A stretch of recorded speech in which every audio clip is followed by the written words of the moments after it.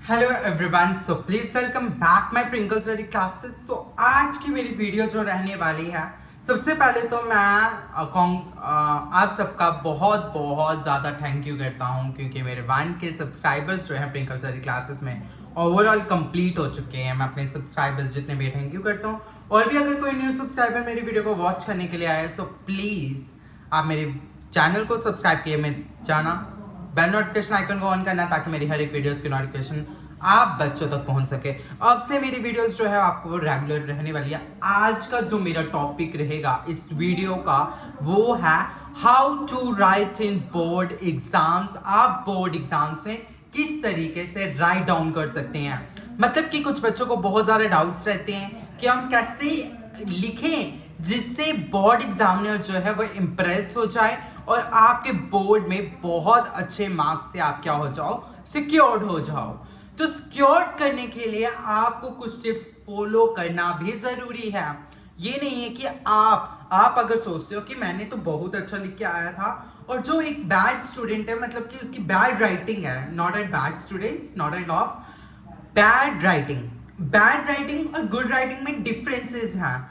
Good writing वाला अच्छा करके आ रहा है बट उसके मार्क्स कम आ रहे हैं, और बैड राइटिंग वाला सारा करके आ रहा है, कम करके आ रहा है लेकिन उसके मार्क्स हाईएस्ट आ रहे हैं।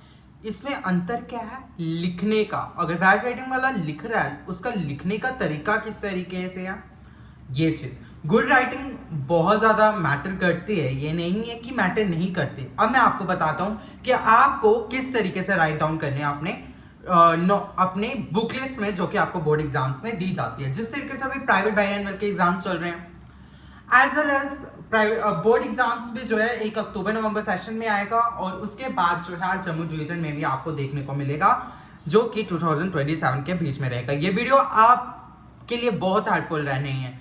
आगे बढ़ने से पहले मैं आपको बता दूं, अपने दोस्तों तक भी इस वीडियो को शेयर करना और प्लीज सब्सक्राइब कर देना। So let's begin now.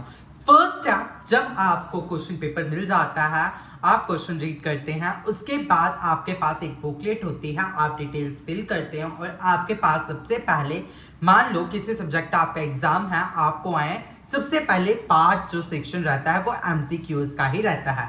MCQs आप एक में चीज आपको बता दो, अगर आप सीक्वेंस वाइज पेपर करते हैं तो एग्जामिनर सबसे ज्यादा इंप्रेस होता है कि इस बच्चे को सारा आता है। सीक्वेंस वाइज आपको करने से एग्जामिनर ज्यादा हैप्पी रहता है और उसको ज्यादा बर्डन नहीं रहता, क्योंकि अगर जितना आपका उल्टा पुल्टा पेपर होगा, आपके क्वेश्चंस उधर होंगे क्योंकि उनके पास क्वेश्चन पेपर होता है और वो क्वेश्चन शीट के अकॉर्डिंग जो है एग्जाम्स को चेक करते हैं, और उनको उतना ही ईजी रहता है चेक करने के लिए जब आपने प्रॉपर असेंबल करके आपने एग्जाम में जो है क्वेश्चंस जो हैं आपने राइट डाउन किए हैं।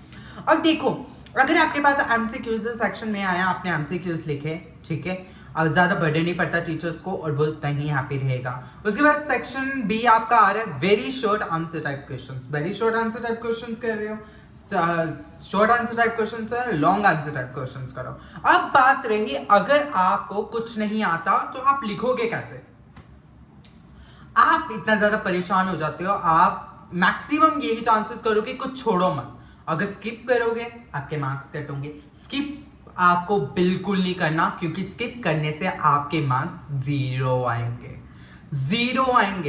बल्कि अगर आप अटेम्प्टेशन करोगे, क्या पता आपको हाफ मार्क्स मिल जाए, क्या पता आपको 1 मार्क्स मिल जाए, क्या पता आपको 2 मार्क्स मिल जाए, क्या पता आपने इतना अच्छा अटेम्प्टेशन किया है आपको पूरे मार्क्स ही मिल जाए। क्योंकि एग्जामिनर के पास इतना टाइम नहीं होता कि वो आपकी कॉपीज को पूरी डिटेल के साथ चेक करे, क्योंकि उनके पास काफ़ी सारा बुक्स जो हैं, आप बुकलेट्स होती हैं, आपने जितना क्वेश्चंस लिखा, ये नहीं है कि आप कुछ भी लिख कर जा जाओ, आप गाने लिख दो या आप मल्टीपल चीज़ें, क्वेश्चन कुछ बोला आंसर कुछ लिखो, नहीं, आपको उसी के अकॉर्डिंग लिखना। अगर आपको जो मन में आता, और ज़्यादा यही चांसेस, यही ट्राई कीजिए कि आपको जो क्वेश्चन के आंसर्स हैं वो आपको कैसे लिखने हैं, ओनली पॉइंट्स में। आप जितना पॉइंट्स में आंसर लिखोगे आपका उतना ही इंप्रेस रहेगा।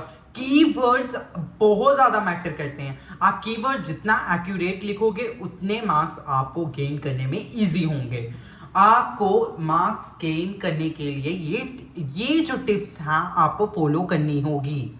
आप अगर फॉलो करोगे ये टिप्स, मुझे कमेंट्स में ज़रूर बताना, आप अगर एग्ज़ाम में लिख के आओगे मुझे कमेंट्स में ज़रूर बताना, अपनी राय देना, क्योंकि मैं बहुत सारी वीडियोस जो हैं अब लाने वाला हूं, क्योंकि अब हम रुकने वाले नहीं हैं। अगर जितने मेरे सब्सक्राइबर्स हैं आप मुझे कमेंट्स करते रहिए, मैं आपके कमेंट्स को पिन कर पर्टिकुलर उसके ऊपर भी वीडियो लेके आ सकता हूँ। अगर और भी मैं चीज़ें आपको बहुत ज़्यादा बताने वाला हूँ कि एग्जामिनर को निचोड़ते कैसे हैं, आपको मार्क्स जो हैं अच्छे बहुत ज़्यादा आपको सिक्योर करने के लिए मदद मिलेगी अगर आप इस टिप्स को फॉलो करोगे। आपको लिखने का तरीका मतलब कि इसी तरीके से, आपको छोड़ना कुछ भी नहीं है। अगर आपको लॉन्ग आंसर टाइप क्वेश्चन आ रहा है आप छोड़ो मत, करके आओ, कुछ लिखो, उसको ट्राई करो, पॉइंट्स में लिखो, कीवर्ड्स करो, अंडरलाइन करो, बट करो और टाइम लिमिट के साथ। अगर आपको जितने मार्क्स का दिया आप उतने ही मार्क्स का अटेम्प्ट करके आओ। आप अगर फालतू अटेम्प्टेशन करके आओगे आपको कोई मार्क्स नहीं मिलने वाले, क्योंकि फालतू अटेम्प्टेशन के मार्क्स नहीं मिलते। जितना क्वेश्चन पूछा उतना आंसर लिखो, दैट्स इट। अगर 100 to 150 वर्ड्स मिला बस लिखो, 200 वर्ड्स एक्स्ट्रा लिखने से कोई मार्क्स नहीं मिल जाएंगे।